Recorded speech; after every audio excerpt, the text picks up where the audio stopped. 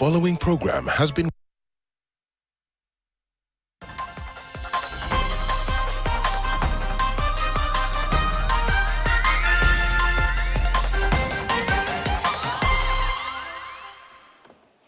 Welcome back to KTN Prime. We continue with our conversation tonight on police brutality. Joining me to talk about this is Manasseh Hamed and John Mark Ketora. And before we took a short break, we were talking about the strained relationship between the public and the police force. And of course, I want to continue with that on what probably should be done to mend that strained relationship between the public and the police force so that we can probably get amicable solutions to that. Mark, let's continue with that conversation and on what should be done by the police to ensure that, they gain the public confidence. Yeah, and before I come to that, I wanted to respond to some issues that my colleague had raised. I'm not your colleague, about the ICC. Mm-hmm. I want to advise her that that is not the way we are going. Mm-hmm.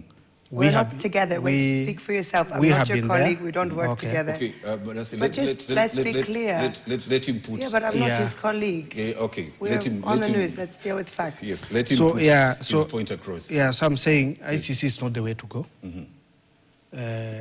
We don't have an illegitimate government in place. Yes. We don't have a government that has failed to actually work. Mm-hmm.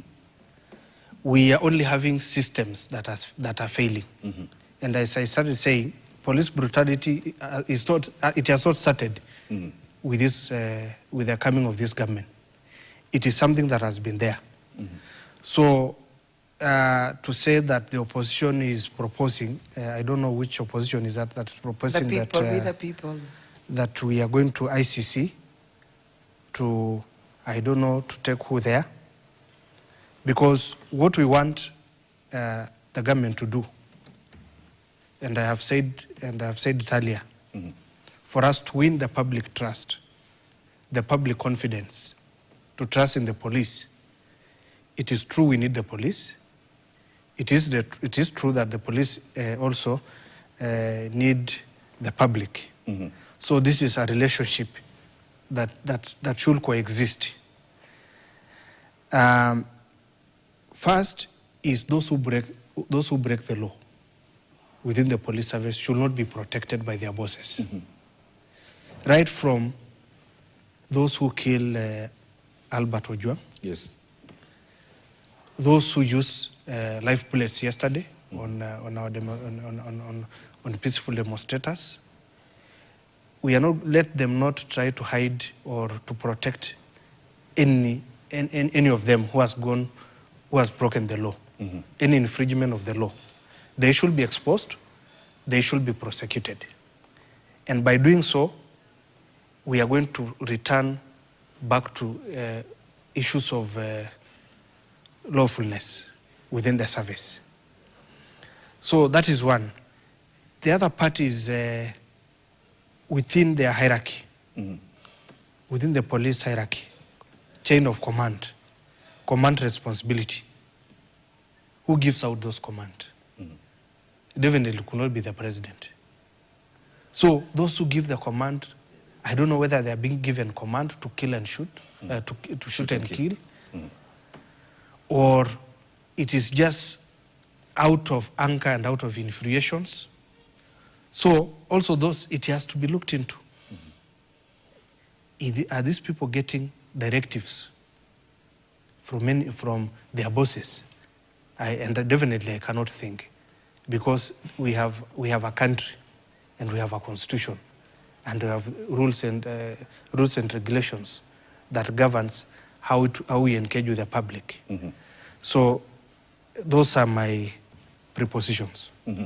Now, Manasseh, do you feel that, or rather, do Kenyans have faith with IPOA to, fully carry out its mandate? Absolutely not. There's been no, I mean, how would we have faith in an institution that completely fails to fulfill its mandate. And I think tunaongea kuhusu systems failure. Kama wameshindwa kazi, watoke. Kuna wengine ambao wanaweza rekebisha hii nchi. So I think everything we've talked about is system failures. When we talk about the opposition, it's obviously the people of Kenya versus the political class. That's what I mean when I said that we're escalating things through ICC. We have no country. We have a country that's being mortgaged. We have a country that's being sold. We have people that are being silenced and murdered for speaking up. We have a political class that is scrambling to maintain power. What happened yesterday, and what's happened over the past year, if we can call that a country, if we can call that rule of law, I think you might have to start joining Ruto when he says, I'm not crazy. You did say, I cannot think. Ambao hiyo pia tumeona, because this is not thinking, this is not a brain functioning. That you cannot have a functioning brain and say that we have rule of law in this country. We absolutely don't. Probably, the sins are always recurring. Are we in Somalia or in South Sudan? I didn't say we're in Somalia or South Sudan. I said we're in Kenya, and there is no rule of law. The constitution has been suspended, and it's a system of thugs.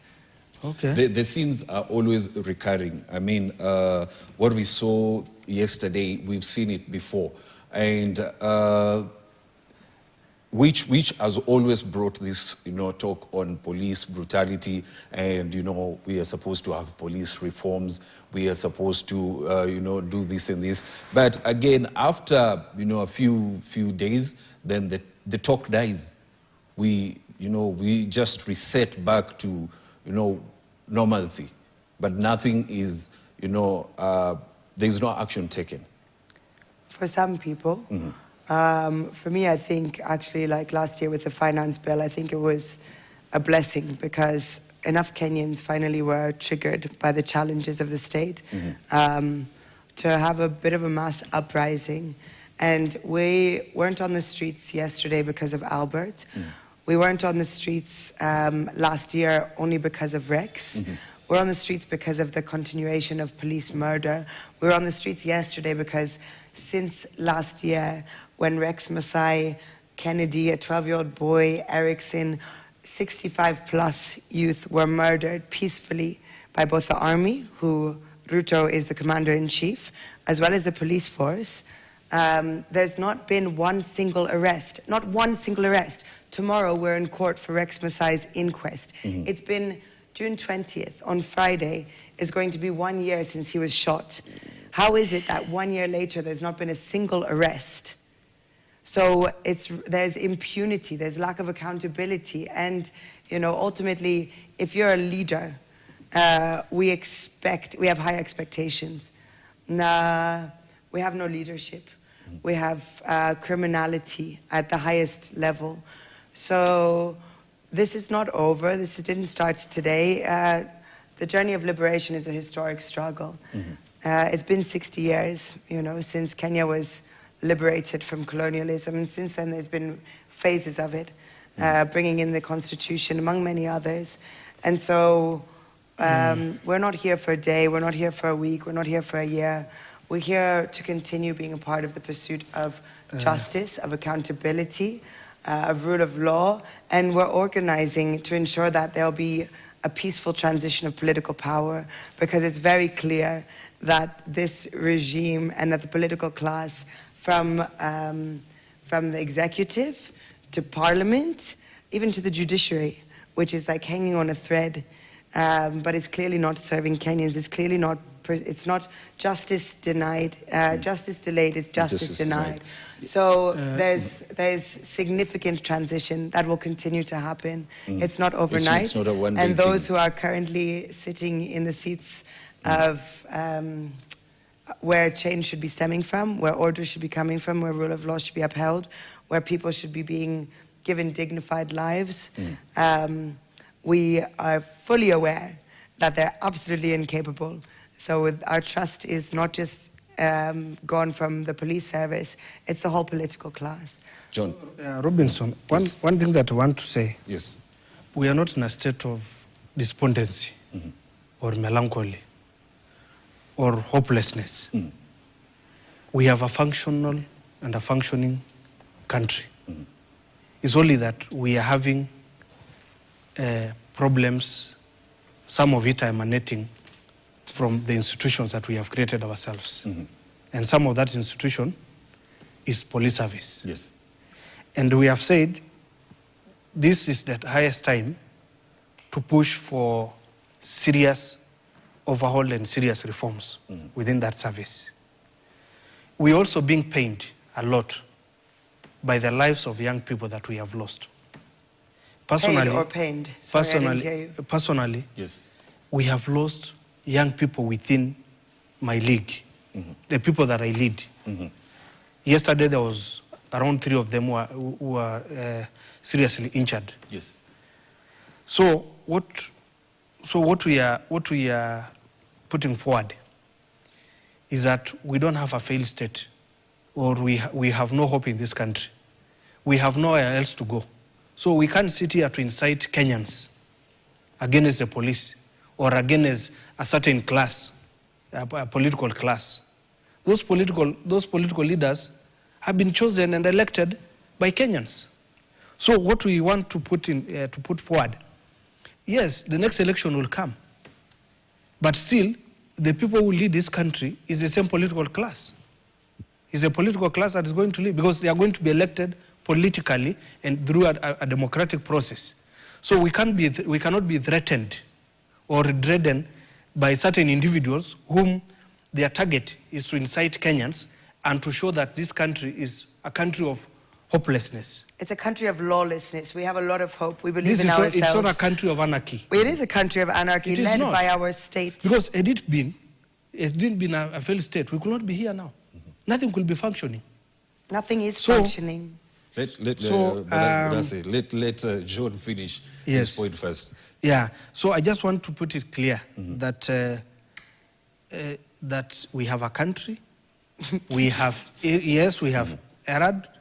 Yes, we have waved off the road a bit, but we have to correct it. And that's why we formed the broad-based. That's why there is a broad-based government. Blood-based. And within that broad-based government, the issues of extrajudicial killings were really articulated. And we are on it to ensure that it is corrected. And we are on it to ensure that the perpetrators, even those who are holding the highest positions, are taken to account. Thank you. Thank you very much, John Back, of course, who's the youth president at ODM. Thank you very much, of course, Mombasa Ahmed, for coming in and giving us your thoughts on what should be done to end police brutality. I really appreciate for your time, for making time to come tonight and give us views on what should be happening and the way forward for the force to ensure that, the relationship between the police and the nation, or rather the citizenry, does not continue eroding. Thank you very much. I have 1 minute for a closing statement. 1 minute. Yeah, I think that we should be clear. We're driven by the love for our country. The cause and the purpose is justice. It's rule of law, it's dignity, it's equity, it's shared prosperity. Our work, our passion is peaceful, and we know that Kenya can be better, and that's what drives us. So there's nothing insightful about knowing that Kenya, is a pinduka, and tumechoka na vile iko. So we have a lot of hope, we have a lot of courage, we have a lot of capacity, and we look forward to bringing Kenya to a better future. Thank you. Thank you very much. Yeah, mine is to address to the leadership of the country, that is the president and Baba, my party leader. This matter of police service reforms has taken too long.